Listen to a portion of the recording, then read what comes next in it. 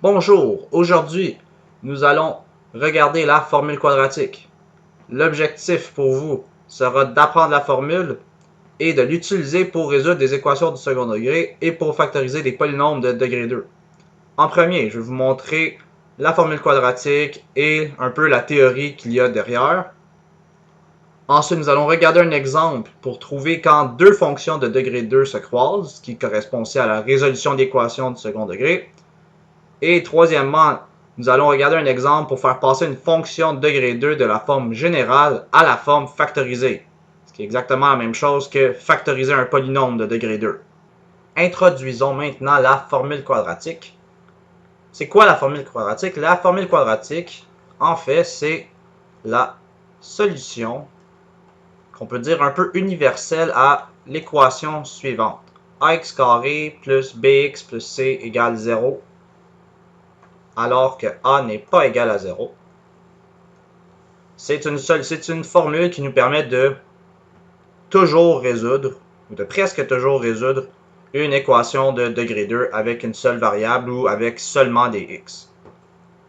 Et comment est-ce qu'on fait pour déterminer s'il y a une solution ou bien comment savoir le nombre de solutions? C'est en se servant de ce qu'on appelle le discriminant.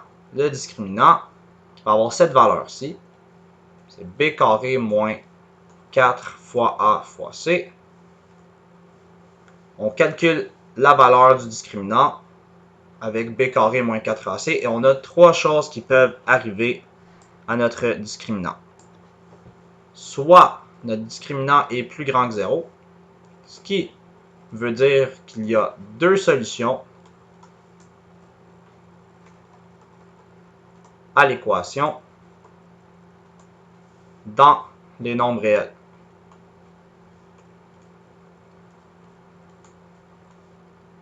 Dans les nombres réels.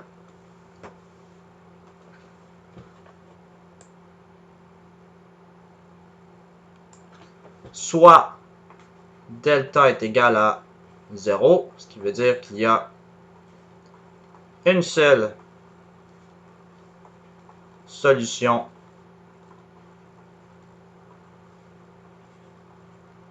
dans les nombres réels.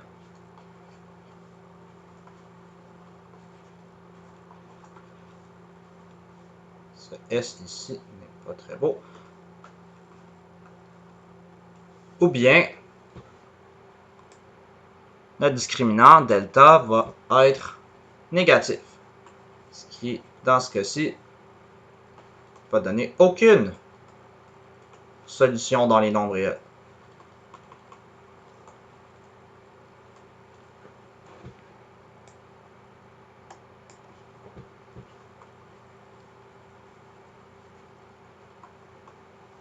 Je ne l'écrirai pas parce que c'est pas important, mais aucune solution dans les nombres réels. Il y a des solutions à l'équation si le delta est négatif, mais très souvent au secondaire, on ne regarde pas ça. C'est ce qu'on appelle soit les nombres imaginaires ou les nombres complexes. Donc, pour vous, si vous êtes au secondaire, delta qui est négatif veut dire essentiellement aucune solution. Mais techniquement, il y en a. Okay. D'accord. Maintenant que on a nos trois situations avec delta, mais ça va être quoi la solution dépendant du delta? Si delta est plus grand que 0, les deux solutions réelles, qui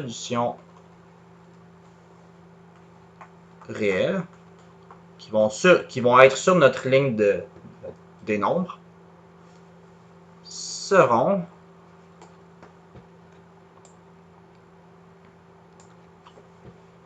x1 égale moins b plus la racine de notre delta. Donc, on va réutiliser notre delta dans la solution divisé par 2a. Et x2 est égal à moins b moins racine de delta divisé par 2a.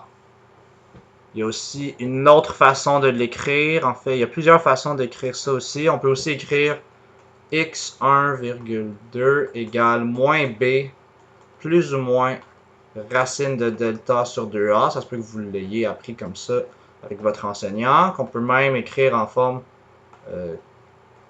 très complète, très détaillée, en écrivant à la place le discriminant. mais j'aime bien l'analyse du discriminant, donc je vais le faire comme ça dans la vidéo. Je l'ai appris avec la formule ici, mais au fil des années, du temps, j'aime beaucoup plus l'analyse avec cette expression-ci. Donc, ça, c'est nos solutions si le discriminant est positif. Si le discriminant est égal à 0, il y a une seule solution qui est x égale moins b sur 2a. Vous avez déjà vu comment faire passer une fonction de la forme générale à la forme canonique. C'est comme ça qu'on trouve l'abscisse du sommet d'une fonction de degré 2 écrite en forme générale. Donc, ça revient un peu dans ce cas-ci. Et avec ce que je viens de montrer, ça nous donne la théorie de base pour la formule quadratique. Dans la vidéo, on ne regardera pas d'où elle vient, comment est-ce qu'on la dérive, comment est-ce qu'on va la retrouver, cette expression un peu étrange ici, d'où est-ce qu'elle vient. Mais je vais juste pour ceux qui veulent essayer, peut-être se creuser un peu la tête avec ça.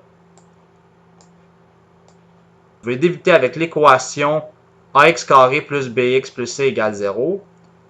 Faites une complétion du carré, isolez le x et ça devrait vous donner les deux solutions réelles pour le x. Mais je ne le ferai pas dans cette vidéo. Peut-être que je ferai une autre vidéo là-dessus, mais ça ne sera pas dans celle-ci. Passons maintenant au premier exemple. Nous avons deux poissons qui se déplacent dans et hors de l'eau selon les fonctions suivantes. Nous avons le poisson A qui se déplace selon la fonction f de x est égal à moins 0,9 x carré plus 4x moins 4. Et le poisson B qui se déplace selon la fonction g de x égale moins 0,8 x carré plus 4,5 x moins 8, où x est le temps en secondes, soit les x, on va les présumer positifs, et y, soit f de x et g de x, c'est la position verticale en mètres. Et la question à laquelle on veut répondre, c'est après combien de temps les deux poissons sont-ils à la même profondeur? Avant de commencer à résoudre l'exemple, regardons un peu qu'est-ce qui se passe si on trace les graphiques des deux fonctions. Là, je l'ai fait avec le logiciel GeoGebra pour que ça aille plus vite, mais ça se fait très bien à la main aussi pour l'analyse que je veux faire ici. Donc nous, ce qu'on cherche, c'est la valeur de x de l'intersection ici. Donc on a un x, un y ici. Et avec le graphique, ce qu'on peut faire, ici on a 4,2, on est entre 4,2 et 4,4. Pourquoi est-ce que je vais chercher ces valeurs-ci? Pour nous donner une idée, une estimation du x, pour s'assurer qu'une fois qu'on calcule notre réponse, ou bien qu'on va la trouver avec la formule quadratique, on a une réponse qui est environ correcte ou en laquelle on a confiance. Dans ce cas-ci, on commence la question en ayant une très bonne idée que x est entre 4,2 et 4,4.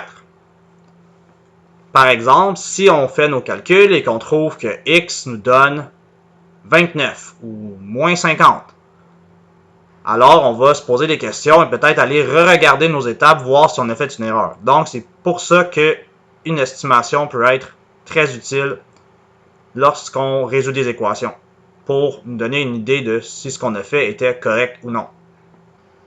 Nous pouvons enfin commencer à résoudre l'exemple.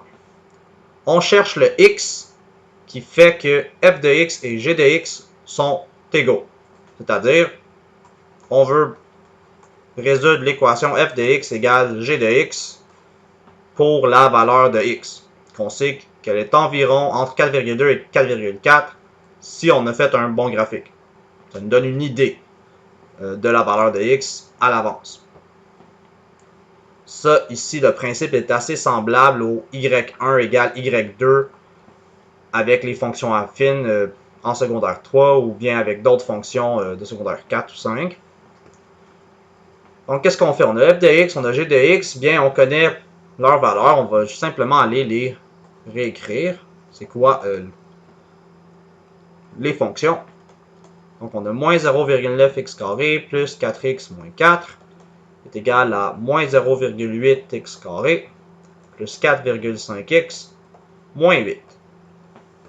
Ensuite, on va prendre tous les termes à droite et les apporter à gauche. On va aller les annuler.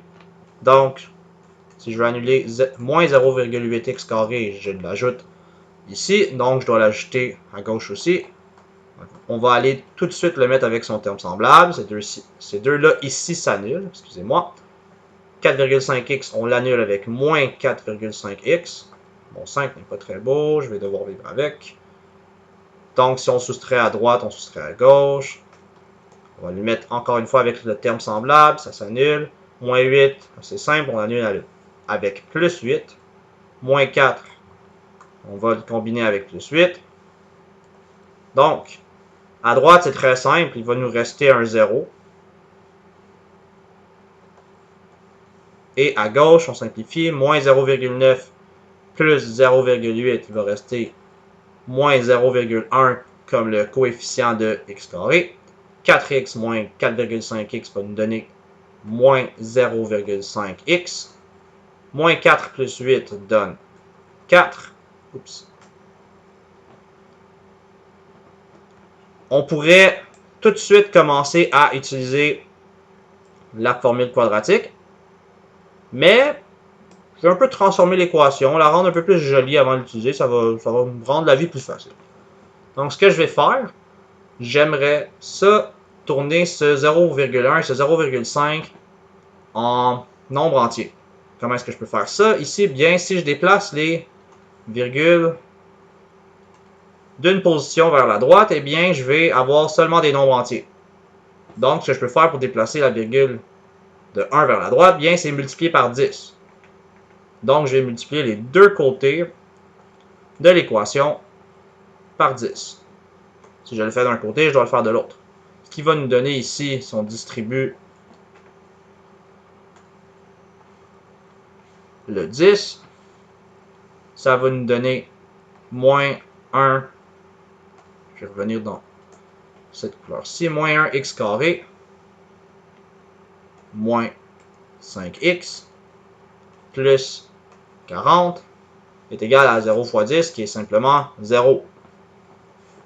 Et si on associe moins 1x carré moins 5x plus 40 égale 0 à l'équation ax carré plus bx plus c égale 0, eh bien, nous voyons que a est égal à moins 1. Aussi, b est égal à moins 5.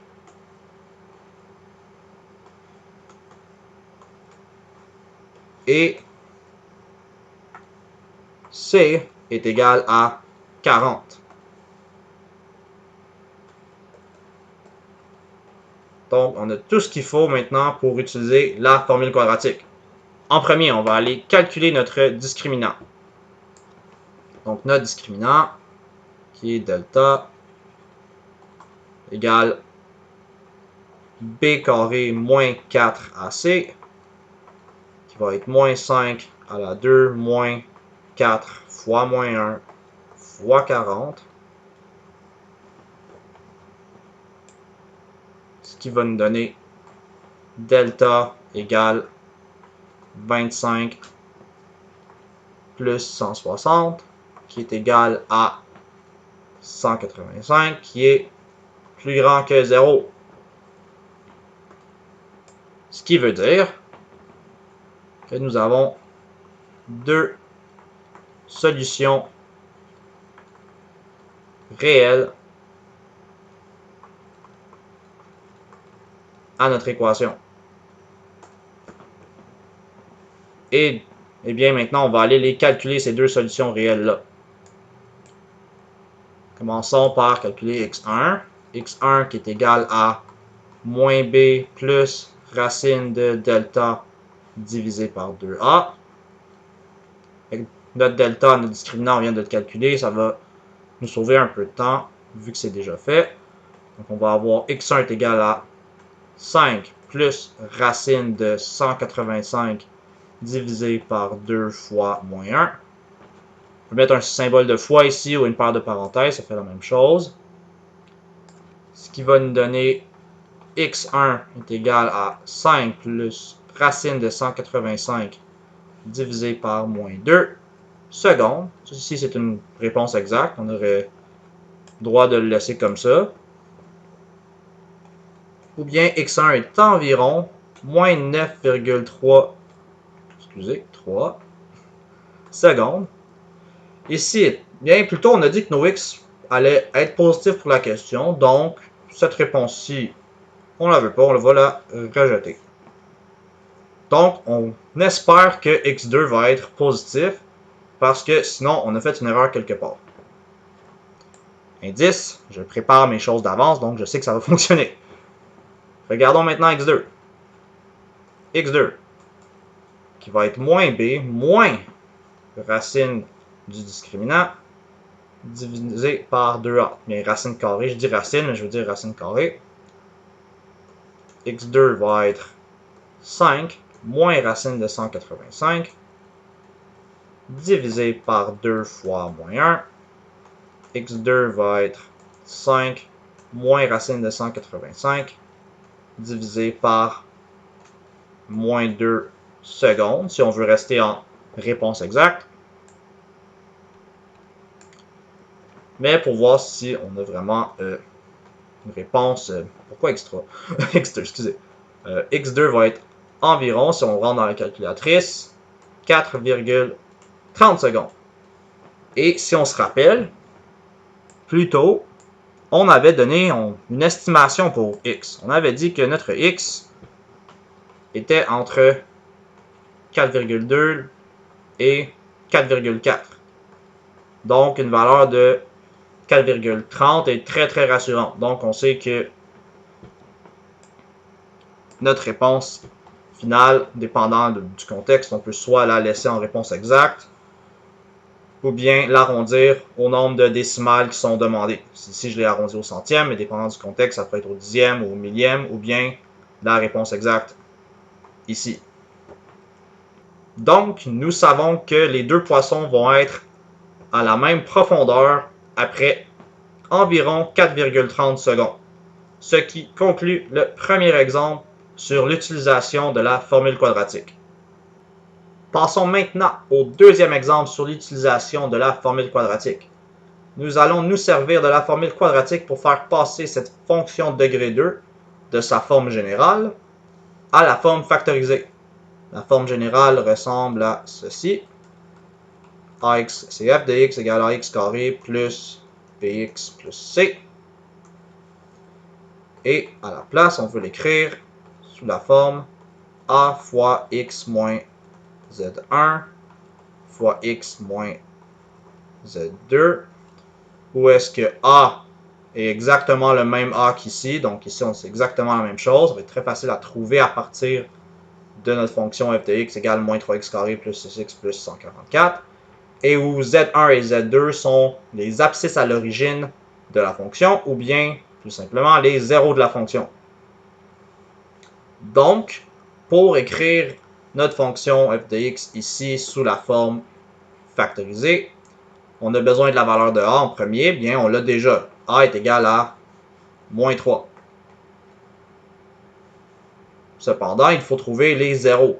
Donc, il faut trouver les x qui vont satisfaire l'équation f de x est égal à 0. Et dans ce cas-ci, on connaît f de x. On peut aller le remplacer par moins 3x carré plus 6x plus 144. Après ça, on va utiliser la formule quadratique pour tout simplement résoudre l'équation qu'on va avoir devant nous. On peut commencer.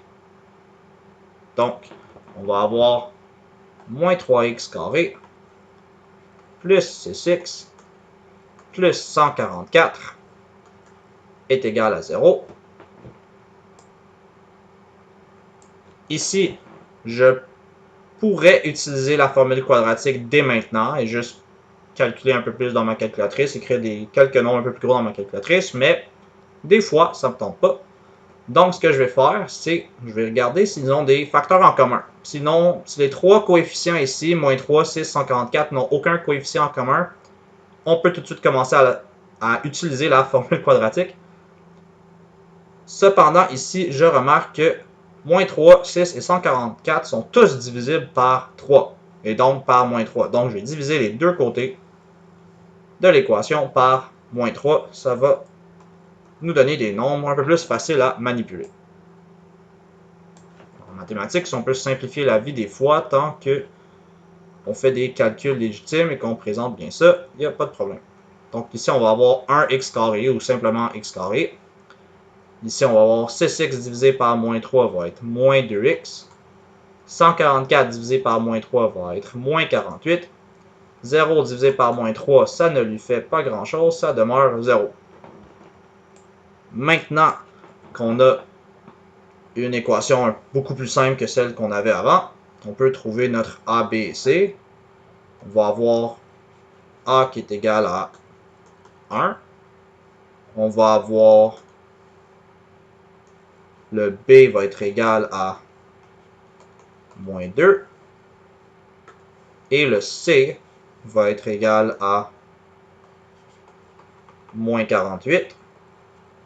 Et on peut commencer à utiliser le discriminant et la formule quadratique. Donc ici, notre discriminant qui est B carré moins 4AC. On va rentrer nos valeurs là-dedans. Ça va être moins 2 à la 2, moins 4 fois 1 fois moins 48. Si je simplifie ça, ça va donner 4 plus 192, oui, 192, qui est égal à 196, qui est plus grand que 0. Ce qui veut dire 2 solutions réelles.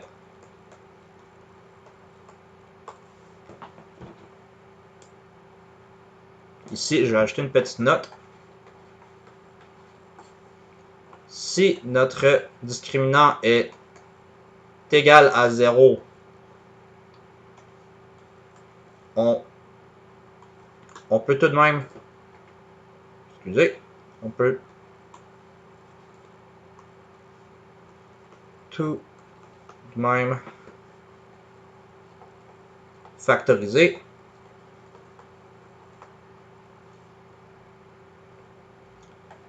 Et on aura Z1 et Z2 vont être la même chose. Et on va juste utiliser moins B sur 2A pour trouver c'est quoi les deux zéros qui vont être essentiellement les mêmes pour la fonction.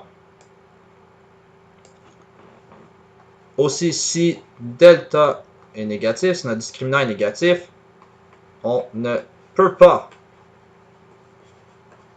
factoriser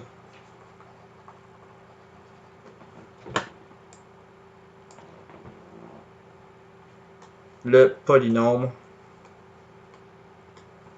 dans les nombres réels. Ici, je vous montre l'exemple où est-ce que ça fonctionne, mais c'est juste pour vous dire que ça se peut qu'il y ait des ajustements à faire. Donc, on a calculé notre discriminant de 196. On va revenir à l'exemple. Et on va s'en servir pour trouver les deux zéros. Donc, je vais tout de suite utiliser les notations Z1. Donc, au lieu d'écrire X1, je vais écrire Z1 est égal à moins B plus racine carrée du discriminant divisé par 2A. Et Z2 va être l'autre solution à l'équation degré 2 qu'on avait plus tôt, qui va être moins B moins racine carrée du discriminant divisé par 2A. Et on peut se mettre à les calculer. Donc, Z1 va être 2 plus racine de 196. Ici, au lieu d'avoir un moins 2, on a un 2 parce qu'on change le signe du B, divisé par 2 fois 1. Z1 va simplifier à 2 plus 14, car la racine de 196, c'est 14, divisé par 2. qui va nous donner, ici je vais le faire d'un coup, c'est 16 sur 2 donne 8, je vais le finir sur la ligne ici. Et pour Z2, bon, Z2 est égal à 2 moins racine de 196, oups, divisé par 2 fois 1. Z2 va être 2 moins 14 divisé par 2. Bien, Z2 va être moins 12 sur 2, qui est égal à moins 6. En conclusion, nous avons donc que f de x, sous sa forme factorisée, va être a fois x moins z1 fois x moins z2. Et on fait tout simplement, tout ce qu'on fait, excusez-moi, tout ce qu'on fait, c'est remplacer le a par sa valeur qu'il avait plus tôt. On se rappelle, a est égal à moins 3. Z1 aussi on remplace, ça va être x moins 8 fois x moins 6, qu'on peut directement écrire comme x plus 6 à la place. Vous avez maintenant vu un deuxième exemple pour utiliser la formule quadratique. Et en même temps, ça fait un peu deux choses. Ça vous montre comment tourner une fonction de la forme générale, une fonction degré 2 de la forme générale, en sa forme factorisée. Et en général, sans faire de jeu de mots, ça vous permet de voir comment faire passer un polynôme de sa forme simplifiée à sa forme factorisée en utilisant la formule quadratique. C'était la vidéo sur la formule quadratique. Aujourd'hui, on voulait apprendre la formule quadratique et l'utiliser pour résoudre des équations du second degré et pour factoriser un polynôme de degré 2. Ce qu'on a fait dans nos deux exemples. Bien sûr, avant de faire tout ça, je vous ai montré la théorie. Aussi, dans les exemples et avec la théorie, je vous ai montré l'utilité du discriminant pour analyser une équation du second degré. Dans les prochaines vidéos, j'aimerais vraiment ça, passer le temps qu'il faut sur expliquer d'où vient la formule quadratique, parce que c'était une grosse frustration pour moi en tant qu'étudiant secondaire de ne pas savoir d'où est-ce qu'elle venait, pourquoi elle fonctionnait. Donc j'aimerais redonner en ce sens-ci. Et je crois qu'une vidéo où est-ce que je fais un résumé de toutes les façons de passer d'une forme de la degré 2 à l'autre pourrait être intéressant. Donc c'est aussi dans mes plans. Une fois que j'ai fait mon très long tour de la fonction degré 2, je devrais continuer avec les autres fonctions qu'on voit en secondaire 4 et 5. Merci beaucoup d'avoir écouté la vidéo. J'ai eu beaucoup de plaisir à la tourner et à la faire. Abonnez-vous pour en voir plus si ce n'est pas encore fait. Activez les notifications pour voir toutes les vidéos. Merci encore et sur ce, je vous souhaite une très bonne journée.